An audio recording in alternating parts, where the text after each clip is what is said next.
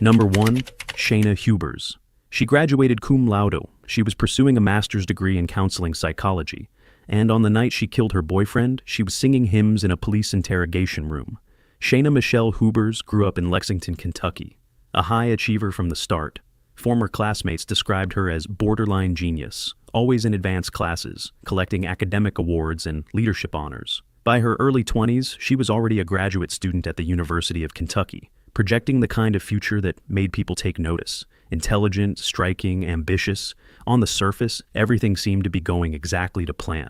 In 2011, a Facebook connection changed everything. Through a mutual acquaintance, Shayna came across Ryan Carter Poston, a 28-year-old Cincinnati attorney from Fort Mitchell, Kentucky. Handsome, driven, and by all accounts deeply warm with the people he loved.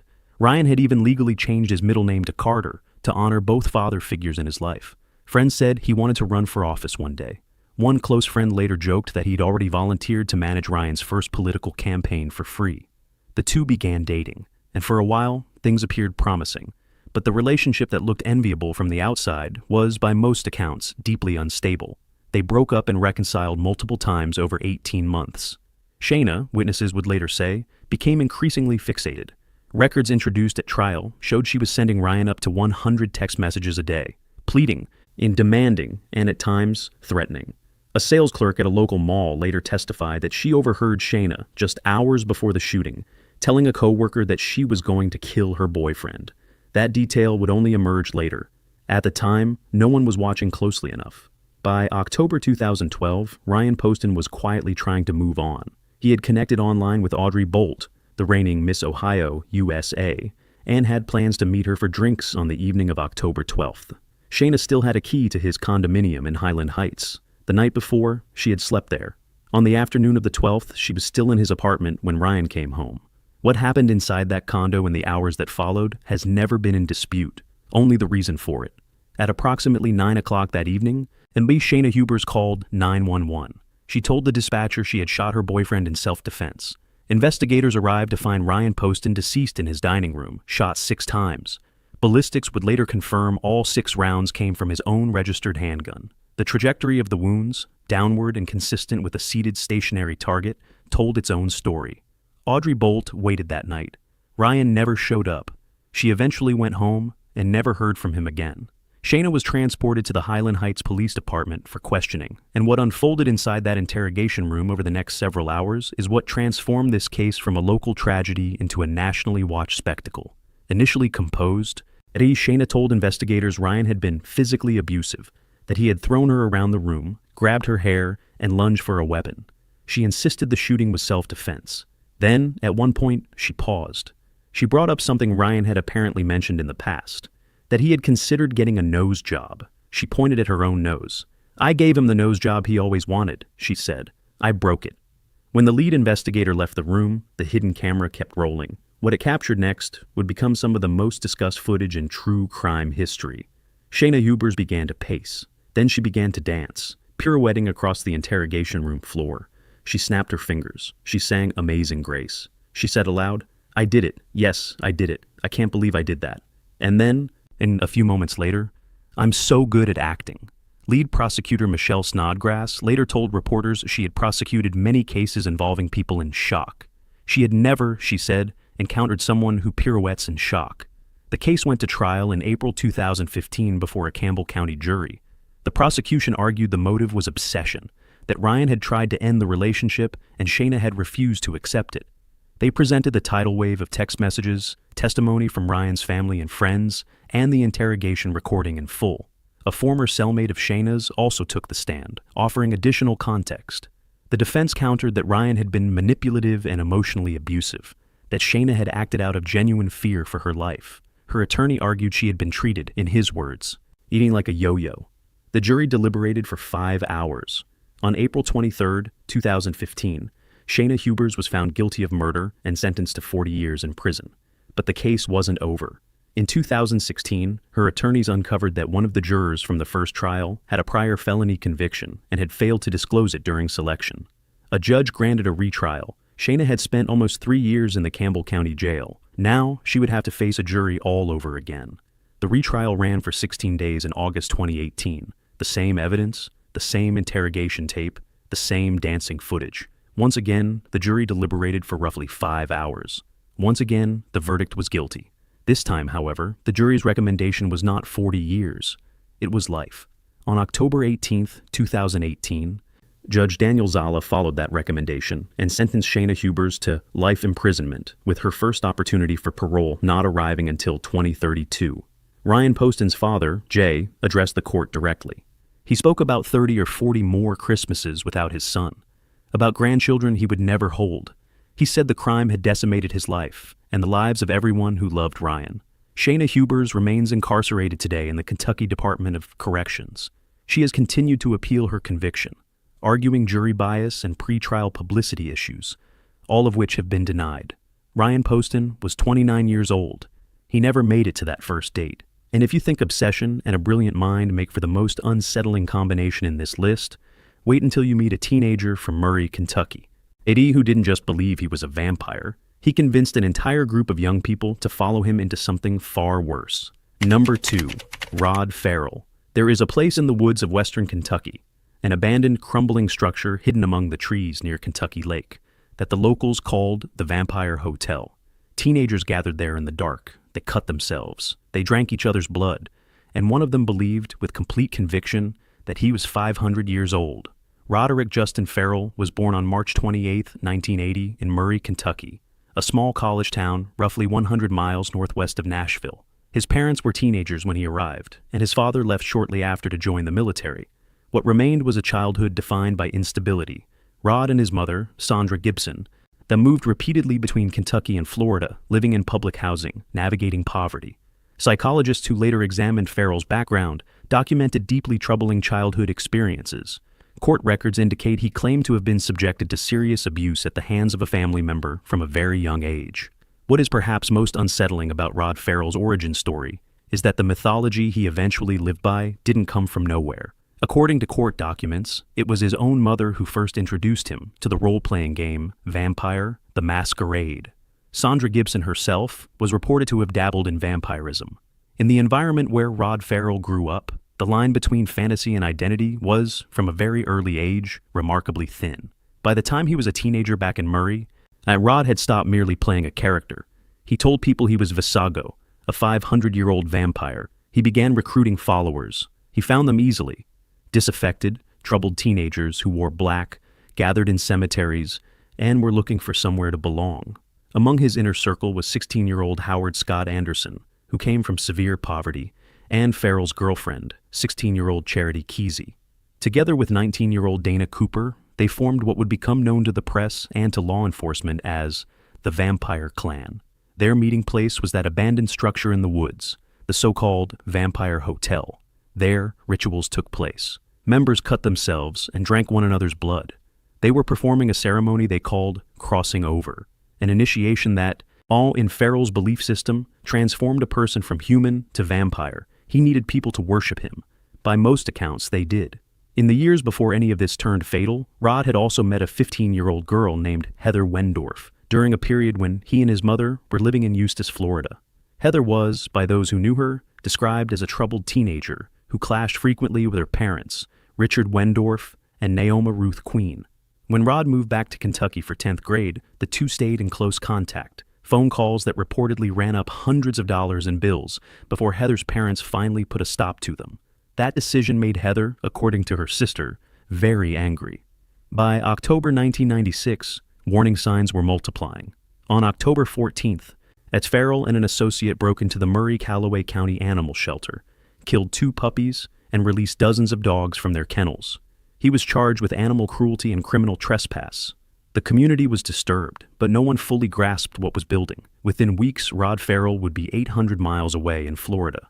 On November 25, 1996, in a cemetery in Eustis, Farrell performed Heather Wendorf's crossing over ceremony. She drank his blood. She was, by the ritual's logic, now one of them. The plan, as Farrell later described it, was to pick Heather up, drive to New Orleans, and begin a new life together as a vampire family. The women, Heather, Charity Kesey, and Dana Cooper, went to wait in the car at a prearranged location. Farrell and Scott Anderson walked to the Wendorf home through the unlocked garage. Richard Wendorf, 49 years old, was asleep on the sofa. He never had a chance to wake up properly. Farrell struck him repeatedly with a crowbar, inflicting more than 20 blows. Richard Wendorf was killed at the scene. Naoma Ruth Queen was elsewhere in the house when she heard something and came downstairs. She threw a cup of scalding coffee at Farrell. He attacked her with the same crowbar, striking her so severely that the force broke her brainstem. She died instantly. Both victims bore burns arranged in the shape of the letter V, Farrell's symbol, pressed into their skin. Investigators later determined that Richard had sustained 22 blows to the face alone. Jennifer Wendorf, Heather's 17-year-old sister, always came home from work that night and found her parents. The 5 teenagers, meanwhile, were already driving north in the Wendorf family's blue Ford Explorer, using Richard's stolen credit card to buy fuel. Heather, it would later be established, was in the car the entire time the murders took place. She did not know her parents were dead until after they had left Florida. Murder warrants were issued on November 27th. The manhunt was brief. In Baton Rouge, Louisiana, Charity Kesey called her mother asking for money. Her mother alerted police. On Thanksgiving Day, November 28, 1996, just 3 days after the murders, all 5 teenagers were arrested without a struggle.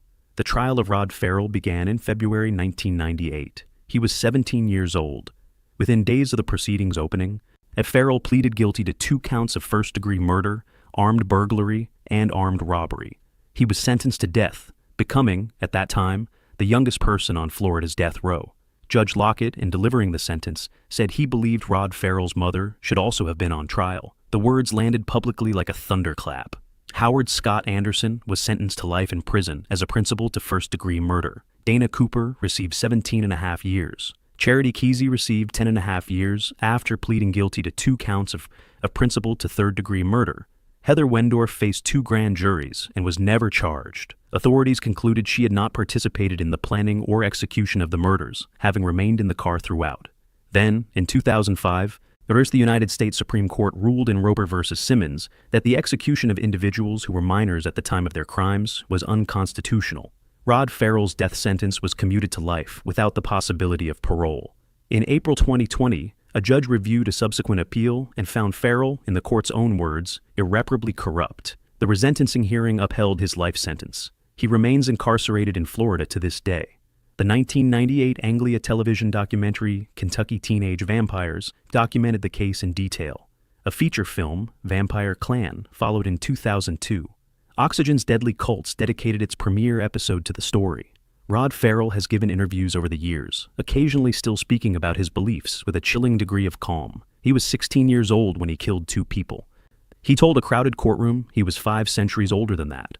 From a teenager who built a cult from the shadows of rural Kentucky, we turn next to a man who served his country at the highest level, a decorated military officer and commercial airline pilot, whose carefully constructed life of honor concealed something that 3 of his own neighbors paid for with everything they had. Number 3, Christian Kit Martin. On the morning of November 18, 2015, an appliance delivery driver pulled up to a house in Pembroke, Kentucky. He knocked. He waited. Nobody came to the door. He left. It was the kind of unremarkable moment that happens 1,000 times a day across America. Except the man who was supposed to be home to answer that door was already dead. Christian Richard Martin was, by every visible measure, a man who had given his life in service. Born and raised through a military culture, he spent 30 years in the United States Army. His record read like a recruiting brochure: Cavalry Scout, Signal Officer, Army Ranger, Master Advisor, Apache helicopter pilot. After 3 decades in uniform, he transitioned into commercial aviation, eventually flying for PSA Airlines, a subsidiary of American Airlines. To the neighbors who knew him in Pembroke, Christian County, Kentucky, a quiet rural community in the western part of the state, he was simply Kit, the decorated veteran who lived across the street. Pembroke is the kind of place where people know each other's names, look out for one another's properties, and notice when something feels off. The Phillips family had been part of that fabric for years. Calvin Phillips, Cal, to those close to him, was a straightforward, well-liked man. His wife, Pamela, worked as a vice president at a local bank. Their neighbor, Edward Dansrow, lived nearby and was friendly with the couple. On the surface, these were 3 ordinary people living ordinary lives in a town where extraordinary violence had no obvious reason to arrive.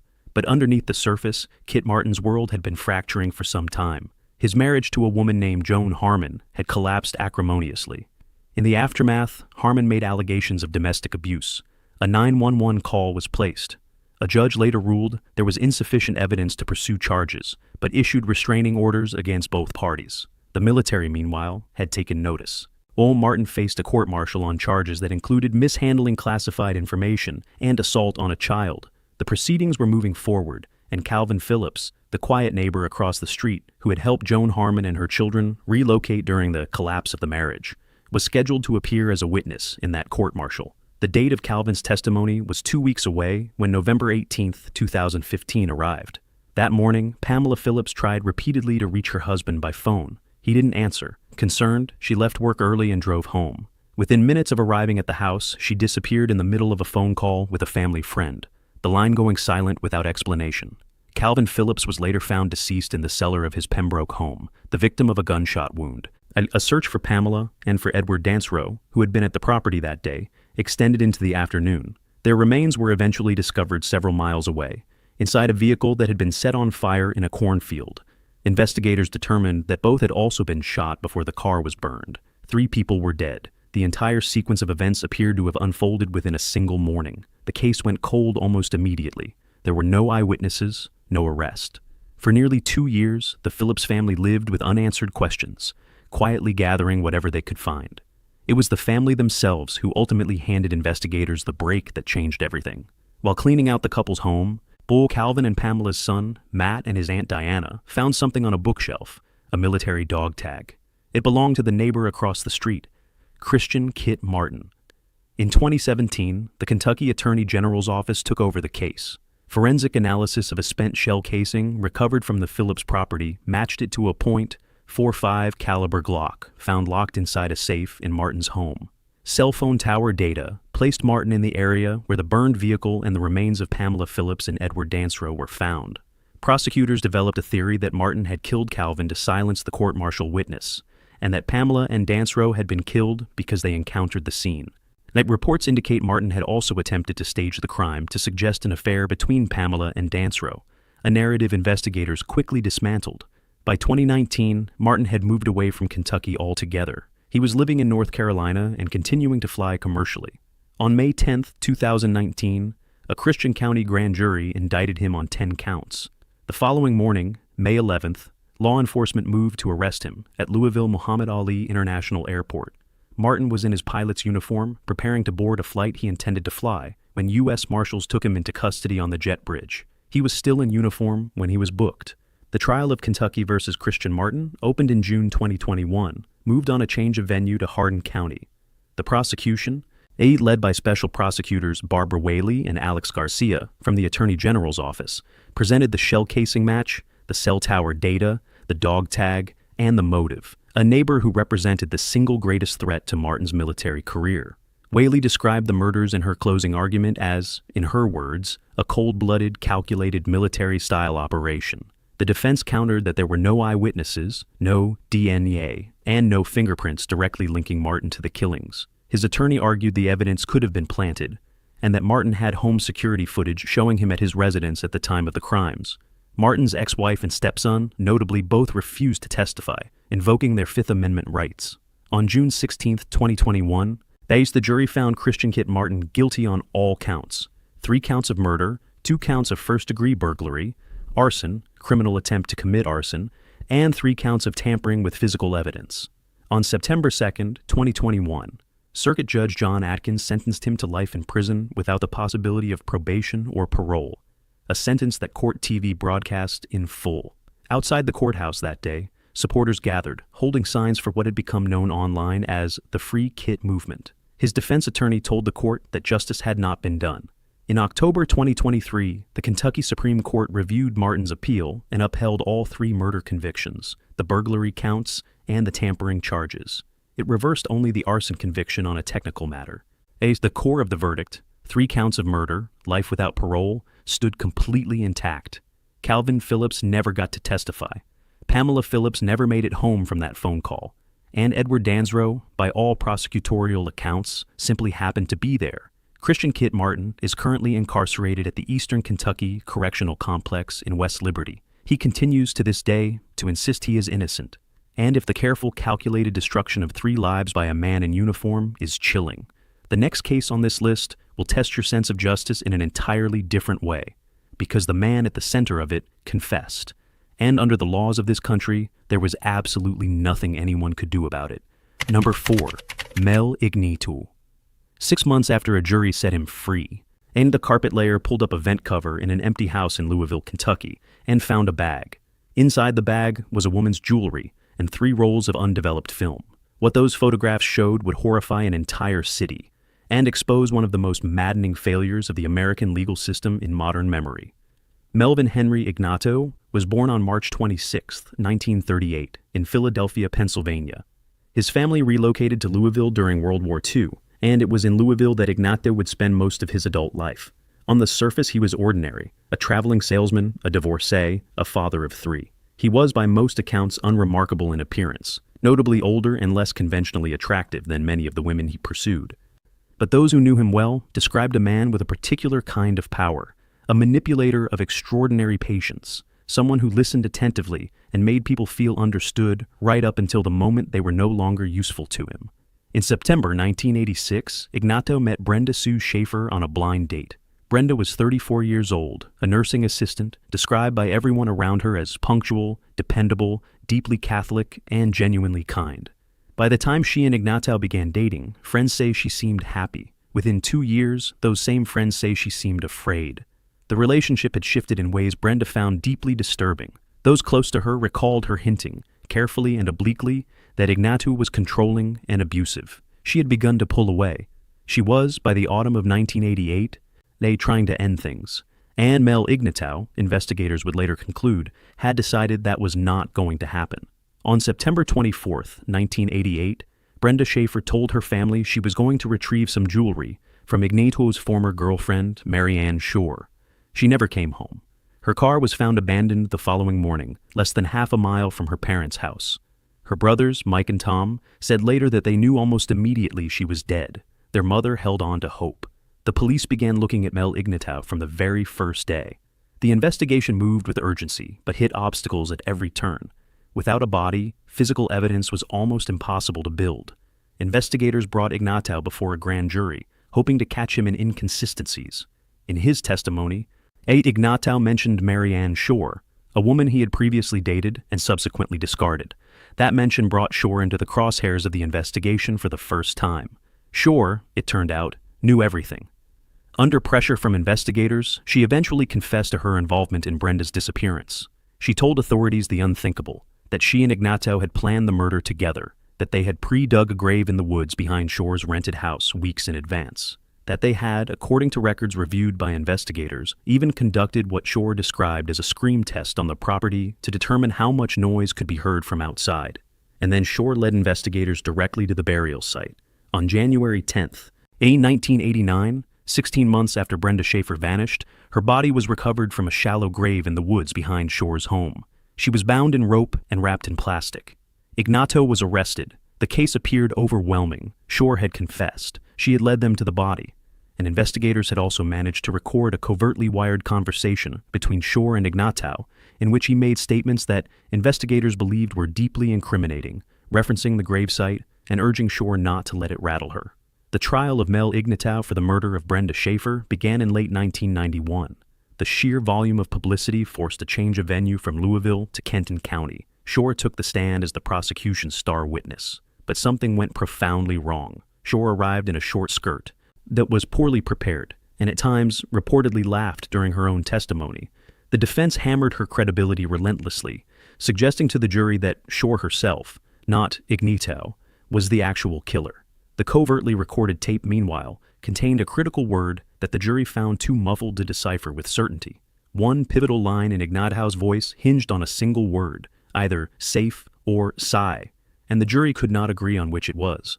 On December 22, 1991, after 6 hours and 15 minutes of deliberation, the jury acquitted Mel Ignatou of murder.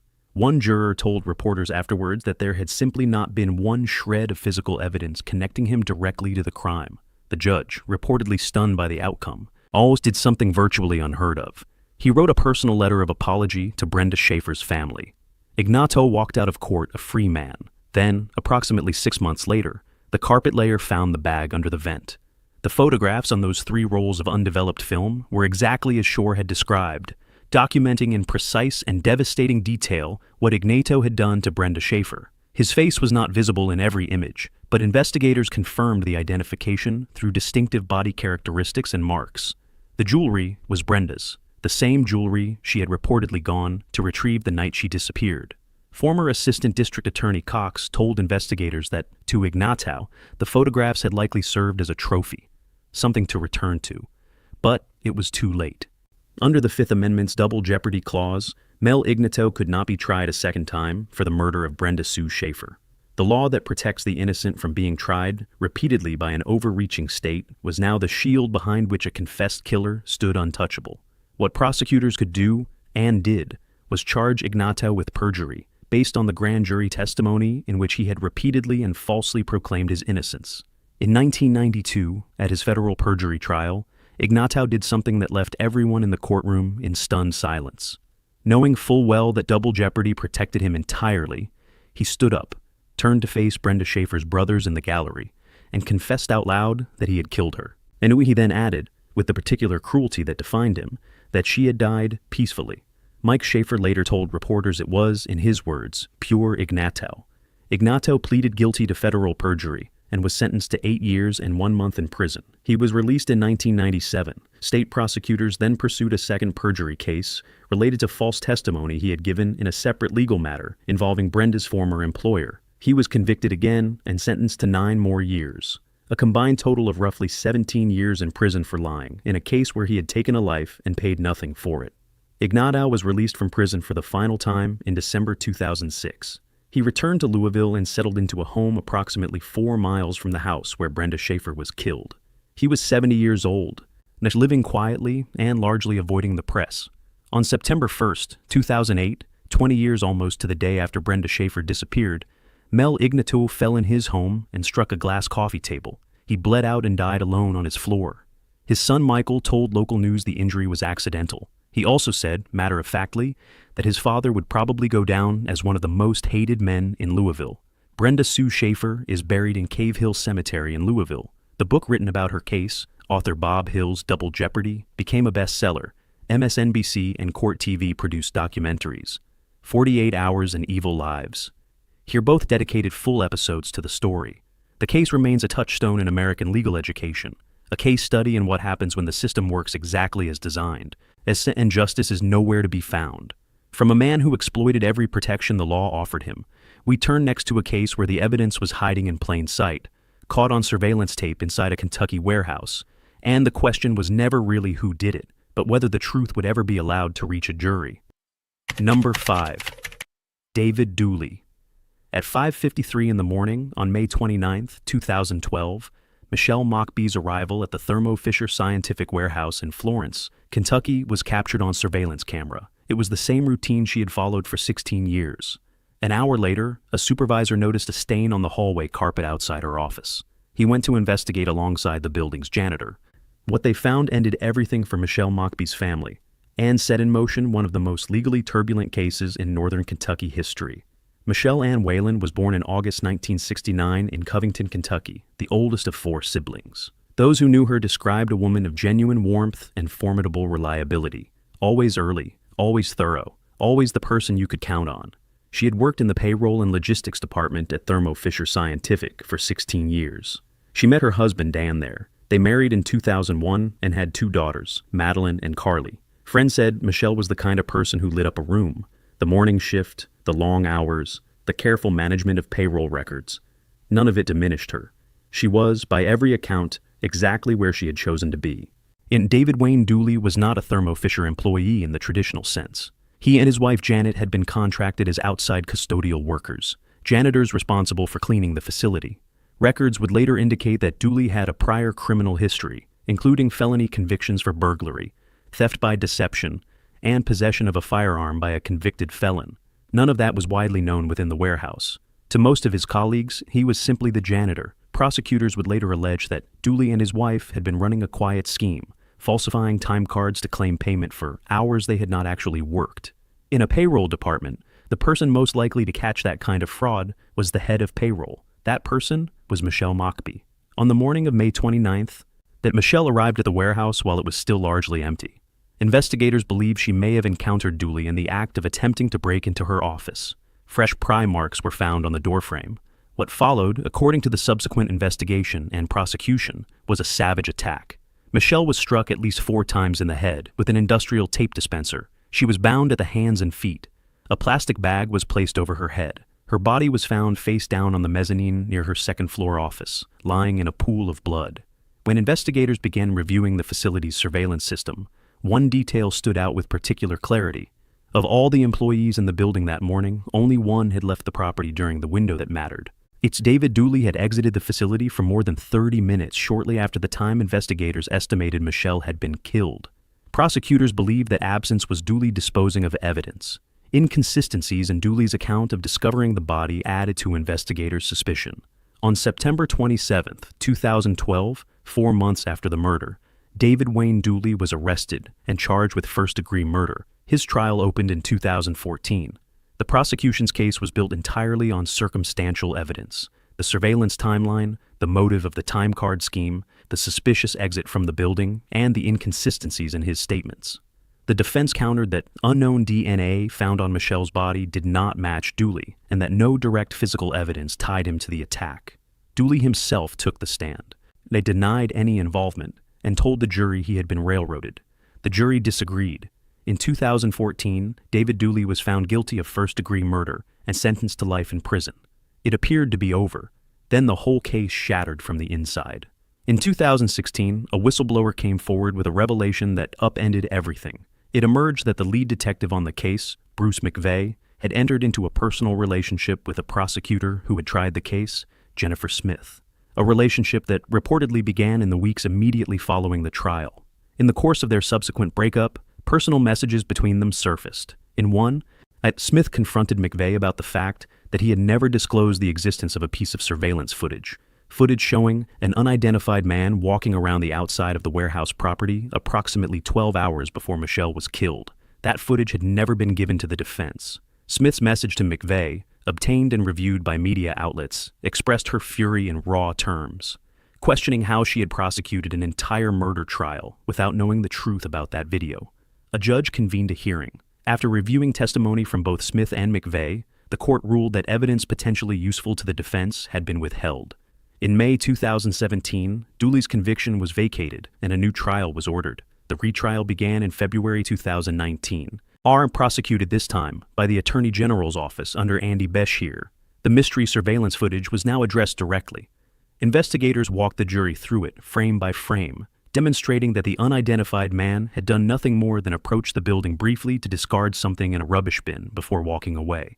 The prosecution maintained Dooley remained the only person with the means, the motive, and the opportunity.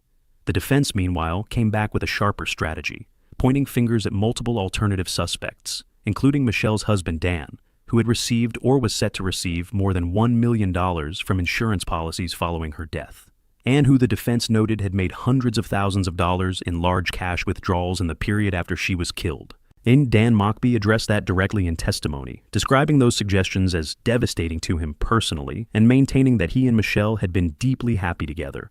After 4 weeks of testimony and less than 7 hours of deliberation, the second jury returned the same verdict as the first. On March 13, 2019, David Wayne Dooley was found guilty of murder and tampering with physical evidence for the second time. On April 11, 2019, he was sentenced to 38 years for the murder and 5 years for tampering, to be served consecutively. A total of 43 years, with parole eligibility no earlier than September 2032. Michelle Mockbee's daughter Madeline, who was 7 years old when her mother was killed, was present in the courtroom when the verdict was read. That she wore her mother's ring on a chain around her neck. Dateline NBC dedicated a full episode to the case, titled Return to the Early Shift. The episode aired in June 2019 and featured exclusive interviews, courtroom footage, and the testimony of those who had fought for years to see the case resolved. David Dooley is currently incarcerated at the Eastern Kentucky Correctional Complex in West Liberty, Kentucky. He is appealing his conviction. In October 2020, he separately pleaded guilty to unrelated charges involving unlawful transactions with a minor and received additional sentences to run concurrently. Michelle Mockbee was 42 years old. She had worked in that warehouse for 16 years without incident. She arrived early on a Tuesday morning to do payroll, exactly as she always had. If from a case built on surveillance footage and a courthouse scandal, we move next to a case that had everything. A missing mother, a corrupt police officer calling mid-interview, a family murdered from the inside out, and a Kentucky community that waited nearly a decade before anyone was held to account. Number 6. Brooks Hoke. On the morning of July 5, 2015, Sherry Ballard tried to reach her daughter Crystal. When she couldn't, she drove to the house Crystal shared with her boyfriend. Crystal wasn't there. Her car was eventually found on the side of the Bluegrass Parkway, flat tire, keys still in it, purse on the seat, phone left behind. It was the kind of scene that doesn't have innocent explanations. Crystal Maria Rogers, 35 years old, mother of 5, was gone, and for 10 years, the man Sherry Ballard believed was responsible walked free. Crystal Rogers was born on April 4, 1980, in Bardstown, Kentucky, a small, picturesque bourbon country town of roughly 12,000 people, known nationally as one of America's most beautiful small towns. By the summer of 2015, Crystal was raising 5 children, the youngest of whom, a 2-year-old boy named Eli, she shared with her boyfriend, Brooks Hoke. Hoke was a local contractor from a well-established Bardstown family. He owned land. He had community ties. He had a brother named Nick who worked as an officer on the Bardstown Police Department. Those who knew Crystal described her as a warm, open-hearted woman who wore her emotions honestly. Friends said she had been planning to leave Brooks Hoke. Reports indicate the relationship had soured, and with Hoke allegedly becoming controlling, and that Crystal was concerned about custody and child support. In the days before she vanished, people close to her say she was trying to find a way out. The last person known to have seen Crystal Rogers alive was Brooks Hoke. He told investigators she had been on her phone playing games when he went to bed on the night of July 3, 2015. When he woke up the next morning, she was gone. That was the story. It would be 8 years before a grand jury disagreed with it. What happened in the immediate aftermath of Crystal's disappearance was, by many accounts, as telling as anything that followed. Hoke did not publicly join search efforts. Crystal's family, led by her parents Tommy and Sherry Ballard, formed a volunteer group called Team Crystal and began combing the roadsides, the fields, and the waterways around Bardstown themselves.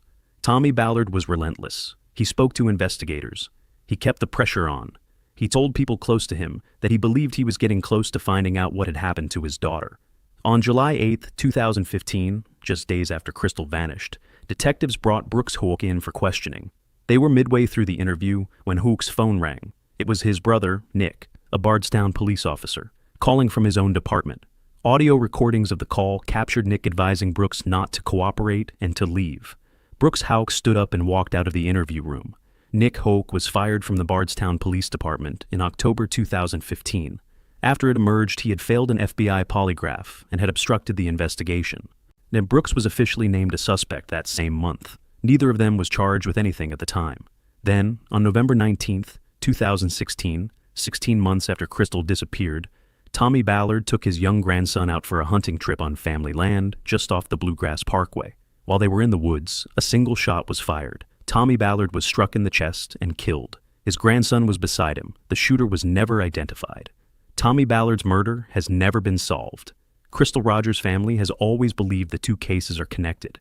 Prosecutors would later name Rosemary Hoke and Nick Hoke, Brooks' mother and brother, as unindicted co-conspirators in Crystal's death, though neither has ever been charged. The case might have stayed cold indefinitely. The FBI took over the investigation in August 2020. Over the following years, agents executed search warrants on multiple Hoke family properties. During a 2021 search of a residential subdivision built by Hoke's construction company, investigators announced they had recovered an item of interest from the concrete at one of the homes. A strand of hair similar to Crystal's was found in the boot of a white Buick, a car owned by Hoke's grandmother, who had sold it weeks after Crystal disappeared and who later refused to testify before a grand jury. In June 2023, a grand jury indicted a local man named Joseph Lawson, a former employee of Hoke's, on charges of conspiracy to commit murder and tampering with physical evidence. A former co-worker named Charlie Girdley testified that Steve Lawson, Joseph's father, had approached him at a job site saying that Hoke wanted to get rid of Crystal Rogers. Girdley further testified that Joseph Lawson had told him he would, in his words, bury her with a skid steer and nobody would ever find her. Steve Lawson was later arrested and indicted on the same charges as his son. On September 27, 2023, 8 years and nearly 3 months after Crystal Rogers vanished, FBI agents and Kentucky State Police arrested Brooks William Hook. Television cameras were outside the Nelson County Jail when detectives hauled him in, handcuffed, wearing a gray t-shirt. A reporter's voice can be heard in the footage shouting, "Where's Crystal Rogers?" Houk said nothing. His bond was set at $10 million. The trial of Brooks Hook and Joseph Lawson opened in Bowling Green. Warren County moved on a change of venue from Nelson County on June 24, 2025. The prosecution, led by Special Prosecutor Shane Young, laid out a case built on testimony, digital forensics, cell tower data, and the account of Charlie Girdley. Young described Crystal's murder as a family affair, telling jurors that Hook, his mother, and his brother had all played roles in killing Crystal and concealing what happened. He acknowledged directly that he could not tell the jury with certainty who physically killed Crystal Rogers. "I'm telling you who was involved," he said. "Hold them both responsible for what they did." Crystal's body has never been found. Prosecutors maintain she was killed on the Houk family farm. The defense, led by attorney Brian Butler, all attacked the investigation at every level, questioning the interview tactics used with Girdley, noting that the lead FBI investigator had found no direct physical evidence, and arguing that police had been given, in his words, marching orders to get Brooks Houk from the very beginning. He asked the jury to send Houk home to his son. After 9 days of testimony, the jury deliberated for 3.5 hours. On July 8, 2025, exactly 10 years and 5 days after Crystal Rogers was last seen alive, Brooks Houk was found guilty of murder, principal or accomplice, and tampering with physical evidence. Joseph Lawson was found guilty of conspiracy to commit murder and tampering with evidence. Crystal's daughter, Kylie Fenwick, took the stand during the penalty phase. She told jurors she had waited a long time for that moment. She described missing her mother at high school graduation, at the birth of her own children, at every milestone that Crystal never got to see. When the verdict was read, Crystal's family wept openly in the gallery. Outside in Bardstown that evening, residents lined the streets dressed in pink, Crystal's favorite color, to greet the family when they came home. On September 17, 2025, Judge Charles Sims sentenced Brooks Houk to life in prison. Joseph Lawson received 25 years. Steve Lawson, convicted separately, had already received 17 years. Prosecutors have named Rosemary and Nick Hook as unindicted co-conspirators. Neither has been charged. Tommy Ballard's murder remains unsolved. Crystal Rogers has never been found. Her family says they are not finished. And if that case shows how long a community can be kept waiting for justice, our next story is the one that launched it all.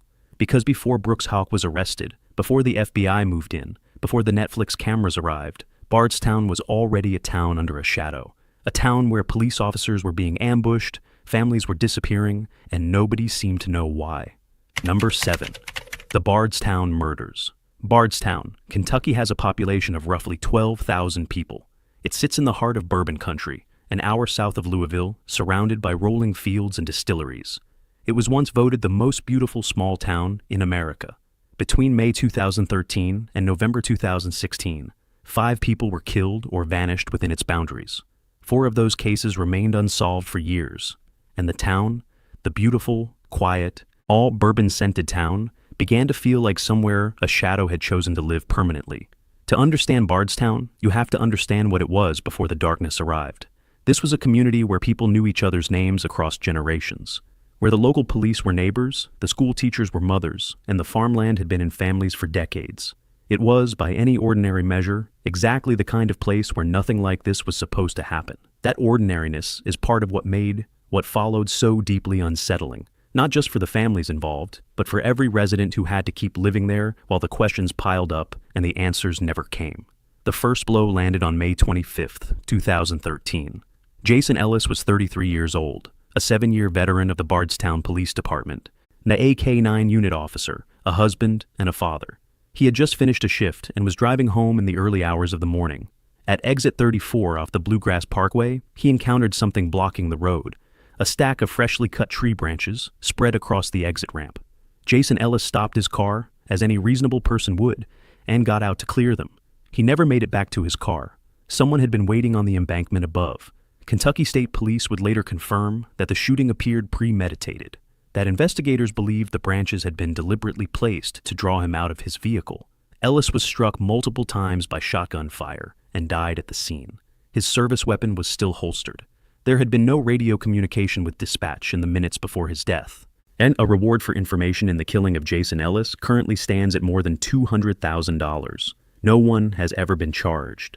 The case remains open to this day. Bardstown absorbed that loss. It grieved. And then, less than a year later, it was hit again. On April 21st, 2014, Kathy Netherland failed to show up for work at Bardstown Elementary School, where she taught special education. Her father went to check on her. He found her body, and that of her 16-year-old daughter Samantha, inside their home in the nearby community of Botland. Samantha was a sophomore at Bardstown High School. The autopsies confirmed both had died violently. Kathy shot multiple times. Samantha struck about the head, both bearing knife wounds to their necks. Reports indicate they had been restrained before their deaths, and investigators found almost nothing to work with. The only lead was surveillance footage from near the Netherland home, showing a black Chevrolet Impala in the area on the night of the murders. Police searched more than 90 vehicles matching that description in the months that followed. No suspects were ever identified. No arrests were ever made. The reward for information in the Netherland murders has been raised to $50,000. That case, notably, is the only one among the Bardstown cluster that the state's specially appointed prosecutor was specifically asked not to intervene in, a detail that has never been fully explained. 11 months after Kathy and Samantha Netherland were found, Crystal Rogers vanished. The details of Crystal's case and the arrest and conviction of Brooks Houck are covered in full in the previous entry of this series. But within the broader Bardstown story, Crystal's disappearance was the third catastrophic event in roughly 2.5 years. And unlike the Ellis and Netherland cases, it would eventually produce answers, though only after a decade of silence. What came next, however, was perhaps the moment that broke Bardstown completely. Tommy Ballard was Crystal's father. In the months and years after she disappeared, Tommy refused to accept that the case would go cold. He formed Team Crystal, a community volunteer group dedicated to searching for his daughter and keeping pressure on investigators. He gave interviews. He collected evidence. He spoke to anyone who might have information. Those close to him say that by late 2016, Tommy believed he was getting close, that he had been uncovering something significant about what had happened to Crystal. On November 19, 2016, Tommy Ballard took his 12-year-old grandson out to hunt on family land near the Bluegrass Parkway. While they were in the fields, a single shot was fired from a distance. Tommy Ballard was struck once in the chest and killed instantly. His grandson, standing nearby, was unharmed. The shooter was never seen. No one has ever been charged with Tommy Ballard's murder. Crystal Rogers' mother, Sherry Ballard, has said publicly that she believes all of the Bardstown cases are connected. Prosecutors in the Crystal Rogers case would later reveal in a pre-trial hearing that they believed they were in possession of the rifle used to kill Tommy Ballard, a weapon that, according to Special Prosecutor Shane Young, had been sold to an undercover officer using the fake name Nick Ballard by Brooks Houck's brother, Nick Houck. That rifle matched 4 out of 5 criteria investigators were examining in comparison to the Ballard killing. Nick Houck has never been charged with any crime in connection with Tommy Ballard's death. By the time these cases began attracting national attention, Bardstown had absorbed 5 deaths and disappearances in less than 4 years. Netflix arrived and produced a full docuseries examining the cluster of unsolved crimes. The podcast Back to Bardstown documented the community's experience in exhaustive detail. Journalists from across the country descended on this town of 12,000 people trying to understand how so much darkness had concentrated in one place. The FBI took over the Crystal Rogers investigation in August 2020. By 2023, 3 men had been indicted and charged in connection with Crystal's death. By July 2025, all 3 had been convicted. That case, the one with a named suspect, a motive, cooperating witnesses, and digital forensic evidence, cracked open. The others have not. As of today, the murder of Jason Ellis remains unsolved. The murders of Kathy and Samantha Netherland remain unsolved. The murder of Tommy Ballard remains unsolved. Rosemary Houck and Nick Houck, named by prosecutors as unindicted co-conspirators in Crystal's death, have never been charged with any crime. The black Chevrolet Impala was never traced to a suspect. The person or persons who placed branches across exit 34 on the Bluegrass Parkway in the early hours of May 25th, 2013, have never been identified. Bardstown is still beautiful. The bourbon is still flowing. And somewhere in that town, or somewhere close to it, people are still carrying secrets. From a community haunted by crimes that refuse to close, we turn next to a Victorian mansion in the heart of Louisville's most storied neighborhood. A house with secrets buried beneath it, a couple who each accused the other, and a confession on camera that still didn't settle who did what. May number 8, Joey Banis and Jeffrey Munt. On the night of June 17, 2010, Louisville police received a 911 call from a man locked inside a bathroom at a Victorian mansion on South 4th Street in Old Louisville. He said his boyfriend was trying to break down the door with a hammer. Officers arrived expecting a domestic disturbance. What they got instead was one of the most bizarre and labyrinthine murder cases in the history of Kentucky. Old Louisville is a neighborhood unlike any other in the American Midwest. A dense, gaslit grid of 19th century mansions that were once the homes of bourbon barons and tobacco merchants. The homes are enormous, ornate, and heavy with history. The area has for decades served as a community for Louisville's LGBTQ population, a place where outsiders found belonging inside extraordinary buildings.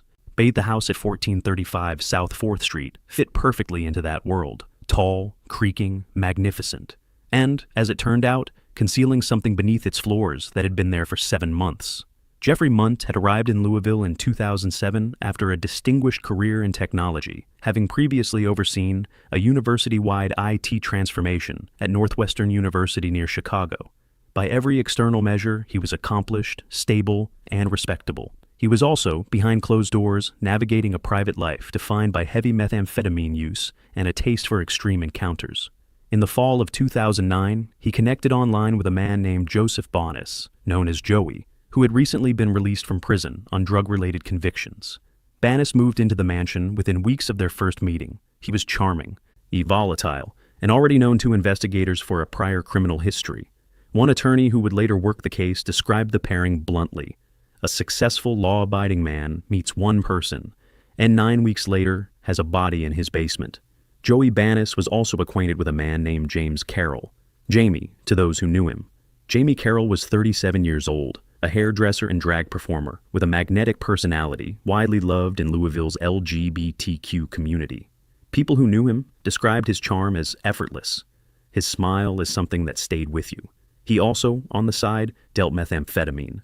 That connection to both men was what brought him to South 4th Street one evening in December 2009. What happened that night is something only 2 people witnessed directly. And those 2 people have never told the same story. Both Munt and Banis confirmed that Carroll came to the house.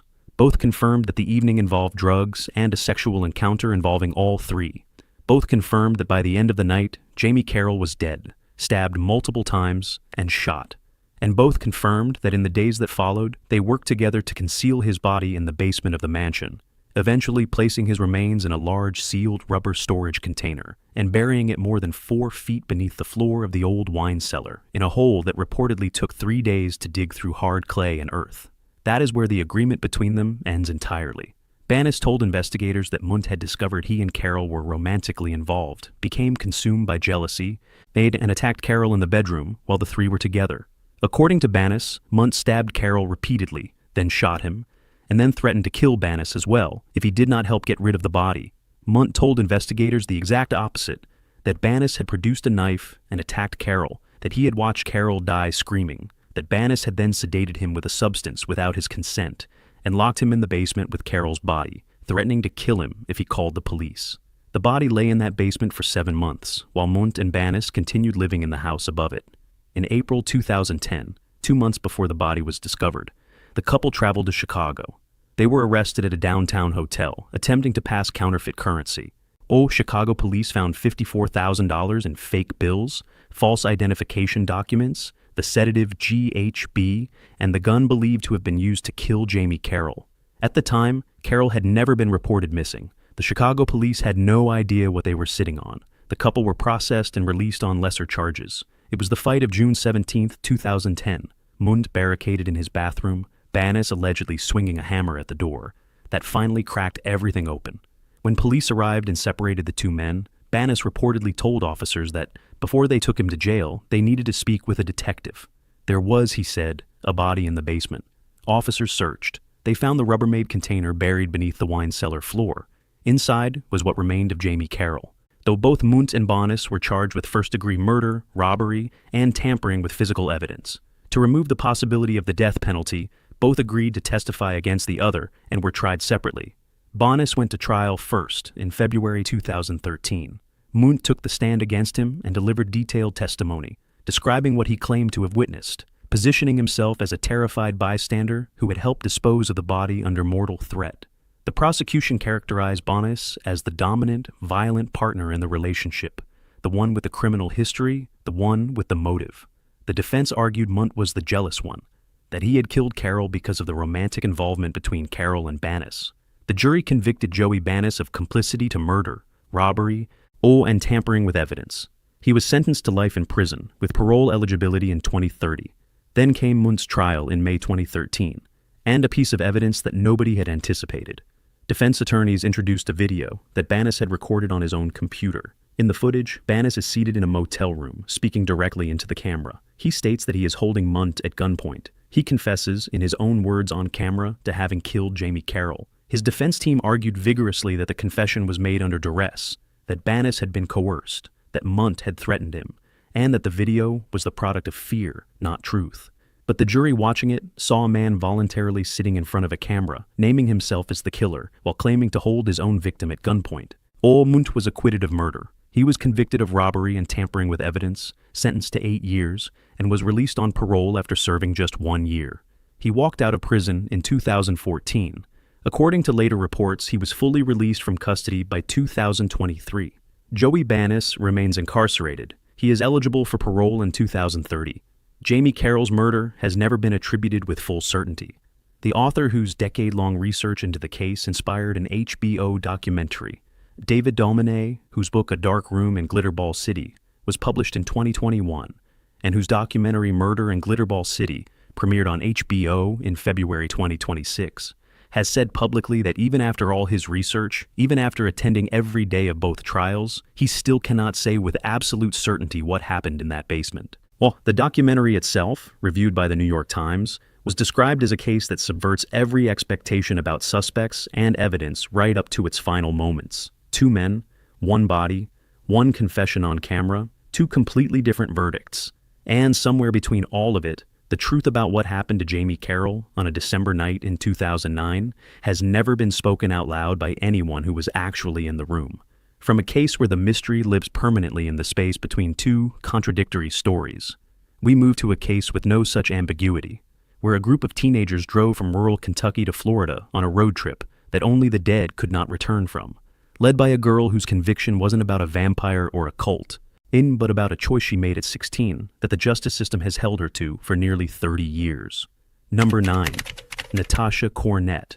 A man carrying his 2-year-old son walked across a highway rest area in Greene County, Tennessee, on the evening of April 6, 1997. He had just attended a religious convention with his family. He saw a group of young people and did what he always did. He approached them gently to share his faith. His name was Vidar Lillelid. He was 34 years old. He could not have known that the young woman at the center of that group had been running from something for most of her life, and that on this particular evening, she had run out of road. Natasha Wallen Cornett was born on January 26, 1979, in Betsy Lane, Kentucky, a coal country community in Pike County, deep in the mountains of eastern Kentucky. Her origins were defined by instability from the start. Her mother, Madonna Wallen, was not married to Natasha's biological father, a local police officer who was conducting an affair. When Natasha was young, her mother left the family home and raised her alone in a rundown trailer on the outskirts of Pikeville. There was no father figure in the house. Court records later described a childhood shaped by, in the court's own language, an irresponsible mother and the complete absence of paternal guidance. Until around 6th grade, those who knew Natasha described her as polite, curious, capable. Then something shifted. Her academic performance collapsed. She withdrew from school entirely before finishing 9th grade. She never held a job, other than occasional babysitting.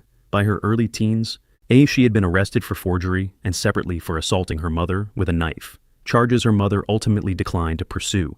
She began using alcohol, marijuana, heroin, ecstasy, and cocaine. She gravitated toward the Gothic subculture, black clothing, dark music, occult imagery, and found in it both an identity and a kind of community. Young people drawn to the same aesthetic, similarly adrift from conventional life, began to orbit around her. By the time she was 18, Natasha Cornett had become the informal ringleader of a loose group of troubled teenagers from the Pikeville area. She had also briefly been married, a union that ended in the months before April 1997, sending her to New Orleans for a few weeks to stay with a friend. She had liked it there. She wanted to go back, And as that desire to get out of Pikeville, to get somewhere else, to start something new, became the seedbed for what happened next. On the night of April 5th, 1997, Cornett gathered the group at a cheap motel room in Pikeville. The party got out of hand. There was property damage. In the morning, facing possible legal consequences, the group agreed it was time to leave town before anyone came looking. 6 people climbed into a battered Chevrolet Citation belonging to one of the group, Joseph Lance Reisner, 20 years old. Alongside Reisner were Natasha Cornett, 18, Edward Dean Mullins, 19, Crystal Sturgill, 18, Karen Howell, 17, and Jason Bryant, 14 years old. They had 2 guns, a 9mm and a .25 caliber pistol, and approximately $500 stolen from Howell's father. Yet their destination was New Orleans. The car, it became quickly apparent, would never make it. They discussed their options. Among the ideas raised was the possibility of carjacking a better vehicle. The group moved south, crossing from Kentucky into Tennessee, and stopped at an Interstate 81 rest area near Greenville. It was there that Vidar Lillelid and his family walked into the same space. Vidar was Norwegian-born, 34 years old, a dedicated Jehovah's Witness. His wife Delphina, 28, was a first-generation Honduran-American from New York. Their daughter Tabitha was 6 years old. Their son Peter was 2. The family had just attended a religious convention in Johnson City and was heading home to Knoxville. Vidar, carrying Peter, approached Cornett and Howell. He wanted to talk about his faith. That eyewitnesses at the rest area later confirmed they saw the 2 groups in conversation. The exchange did not last long. At some point, Joseph Reisner produced one of the guns. He told the Lillelid family, in words that were later recounted in court testimony, "I hate to do you this way, but we are going to have to take you with us for your van." Vidar Lillelid offered his keys, his wallet, anything. He pleaded to be left at the rest stop with his family. Reisner refused. The family was forced into their own van at gunpoint. Reisner sat in the front passenger seat with the weapon trained on Vidar, who was made to drive. Delphina, in the back with her children, began to sing softly to calm them. One of the group told her to stop. The van was driven to a remote stretch of road called Payne Hollow Lane in rural Baileyton, Tennessee, all approximately 4 miles from the interstate. It was deserted. The Lillelid family was ordered out of the vehicle. All 4 members of the family were shot. Vidar Lillelid was shot and killed. Delphina Lillelid was shot and killed. Tabitha Lillelid, 6 years old, was shot and later died at the hospital. Peter Lillelid, the 2-year-old, was shot twice, once in the torso and once through the eye. He was found in a ditch. He survived, left permanently blind in one eye and disabled. He was the only member of his family to live. Court testimony regarding who fired the shots has never been fully consistent across all 6 defendants. Each, in their respective accounts, placed the trigger in someone else's hands. The prosecution's primary finding attributed the shooting to 14-year-old Jason Bryant, with others present and participating. Natasha Cornett testified at her own proceedings that she had tried unsuccessfully to stop the shooting. The court records establish clearly that she did not fire the weapon herself. After the murders, the group abandoned Reisner's car and fled in the Lillelid family's van. They changed their plan. Instead of New Orleans, they would now try to reach Mexico. They crossed multiple state lines, eventually reaching the Arizona border. Mexican police turned them back for entering without proper documentation. 2 days after the murders, on April 8, 1997, U.S. Customs and Immigration officials took all 6 into custody near the Arizona-Mexico border. Several of them were found in possession of items belonging to the Lillelid family. They were extradited to Tennessee and booked in Greenville on charges of first-degree murder. This attempted first-degree murder, especially aggravated kidnapping and theft. The national media coverage was immediate and extensive. The gothic imagery of the group, the religious family they had targeted, and the survival of a toddler made the story impossible to ignore. 48 Hours covered the case. Court TV broadcast extensively. Documentaries followed over the years on multiple networks. Natasha Cornett initially retained an attorney named Eric Kahn, a Social Security lawyer with no criminal defense experience, who instructed her to publicly declare herself the daughter of Satan and claim involvement in devil worship in preparation for an insanity defense. The trial judge found this approach not to be in the defendant's best interests and had Kahn removed before proceedings began. Facing the realistic possibility of the death penalty, the district attorney offered all 6 defendants a package deal, plead guilty to all charges, including 3 counts of first-degree murder, and receive 3 consecutive life sentences without the possibility of parole instead of facing execution. All 6 accepted. On March 13, 1998, Natasha Cornett was convicted on all charges. On March 25, 1998, she was sentenced to 3 consecutive life terms without parole. She was 19 years old. Edward Dean Mullins, Joseph Reisner, Crystal Sturgill, Karen Howell, and Jason Bryant each received the same sentence. Sturgill's sentence was later modified slightly on appeal based on her significantly reduced level of participation relative to the others. All 6 convictions were otherwise upheld in full by the appellate courts. Natasha Cornett is currently incarcerated at the Tennessee Prison for Women in Nashville. In the years since her conviction, she has earned her GED and a cosmetology certification, and her mother has told reporters that she serves as a mentor to other inmates working toward their qualifications. Every appeal she has filed has been denied. Peter Lillelid, who turned 30 years old in 2025, has lived his entire adult life without his parents or his sister, blind in one eye from a wound he received when he was 2 years old. 6 people got into a car in Pikeville, Kentucky, fleeing boredom and poverty. A family stopped at a rest area to share their faith. The distance between those 2 facts was the length of a gun barrel. And as we reach the final chapter in this series, we turn to a case that unfolded not on an empty Tennessee road, but inside the walls of an ordinary Texas home, where a 9-year-old boy named Devontae was being systematically destroyed by the 2 people in the world who were supposed to protect him, until the state of Texas decided that what had been done to that child was worth the ultimate consequence. Number 10. Lisa Ann Coleman. On the morning of July 26, 2004, a paramedic named Troy Brooks responded to a 911 call at an apartment complex in Arlington, Texas. A woman named Marcella Williams had reported that her 9-year-old son was having difficulty breathing. When Brooks arrived, he found the boy lying on the bathroom floor, wearing only a diaper and bandages. He could see immediately, before he even knelt down, that the child was already dead. Rigor mortis had fully set in. The boy had been gone for hours. Thorough, but what stopped Brooks in his tracks, what he would later describe as unlike anything he had encountered in his career, was the boy's size. Devontae Marcel Williams was 9 years old. He weighed 35 pounds. That number, 35 pounds, is approximately half the weight of a typical child his age. The paramedics initially estimated from his appearance that he was 3 to 5 years old. He was not. He had been alive for 9 years in the care of his mother and her partner, and for much of that time, the apartment they shared had been full of food that he was not allowed to eat. Lisa Ann Coleman was born on October 6, 1975, in Tarrant County, Texas, a connection to the state where she would one day be executed. Her own origins were defined by profound trauma. Court records established that she was conceived when her mother was raped by her step-grandfather. She was beaten with extension cords by an uncle. She was moved from foster home to foster home as a young child. In at least one of those placements, she was sexually abused by the foster parents themselves. Her own mother rarely saw her, and, by Coleman's account, addressed her by a cruel nickname throughout her childhood. By her teenage years, Coleman had been stabbed by a cousin, had been supplied with drugs and alcohol by a family member, and had dropped out of school in 10th grade. She gave birth to a child at 16. By her late 20s, she had 2 felony convictions on her record, one for cocaine possession, one for burglary. Marcella Williams was born in February 1981. Her son, Devontae, was born prematurely in June 1995. And from his earliest days he had developmental disabilities that required additional care and patience. What he had instead, from very early in his life, was Lisa Coleman. Child Protective Services began investigating Marcella Williams before Devontae had been alive for 2 months. The complaint at that time concerned neglect. The investigations continued. In 1999, when Devontae was 4 years old, CPS removed him and his infant sister from the household entirely, citing physical abuse by Coleman. The agency returned Devontae to his mother approximately 1 year later, subject to a single firm condition. He was not to be around Lisa Coleman. Coleman continued to be present in the household. CPS lost track of the family in 2002. Nobody intervened again until the morning Troy Brooks arrived and found what remained of Devontae Williams on the bathroom floor.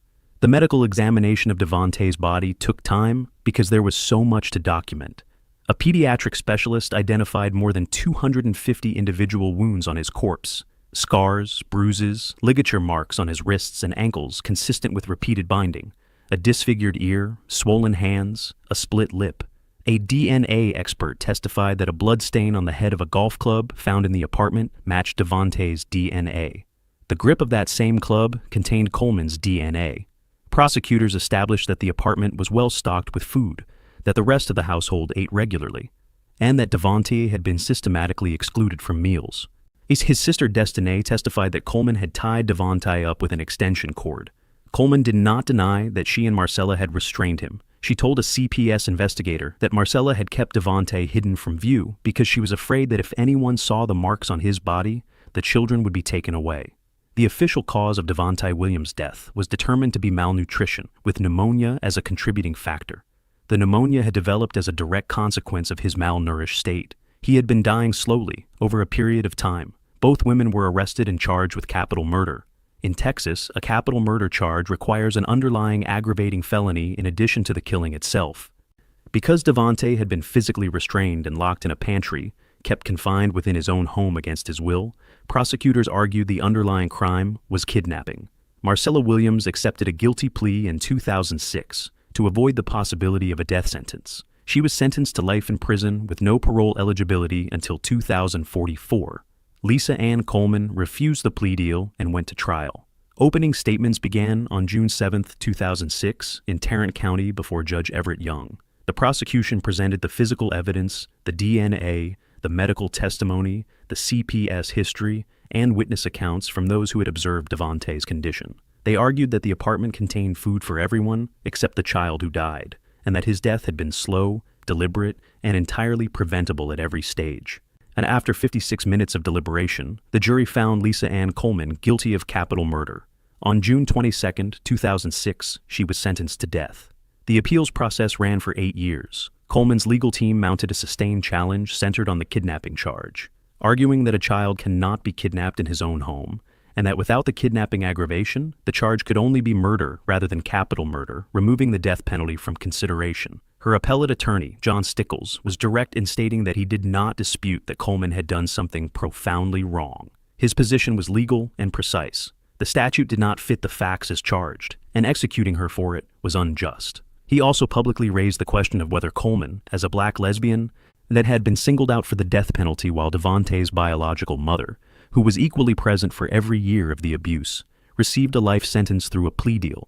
The prosecution maintained that the death penalty was appropriate given what it described as the slow and deliberate cruelty with which Devontae had died.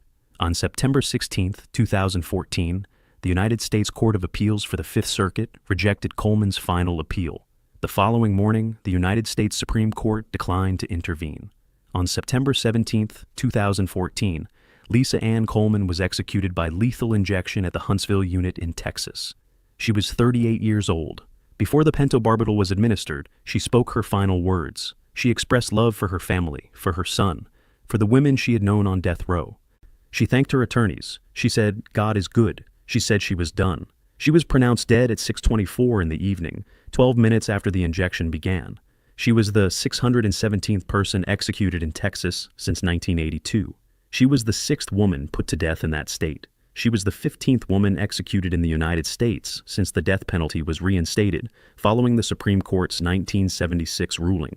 Nearly 1,400 men had been executed in that same period. Marcella Williams remains in a Texas state facility. She will not be eligible for parole until July 26, 2044, exactly 40 years to the day after her son was found dead on the bathroom floor. Devontae Marcel Williams was born on June 13, 1995. He was 9 years old when he died. He weighed 35 pounds, and the system that was supposed to protect him had visited his home at least 6 times. The condition that was supposed to govern his return, that Lisa Coleman was not to be present, was never enforced. And that is where this series ends. 10 cases, 10 lives that came undone in ways that range from legal absurdity to deliberate cruelty, from a dancing killer to a child left to die in plain sight. Kentucky gave us all of them, each one a different shape of darkness, each one, in its own way, impossible to forget.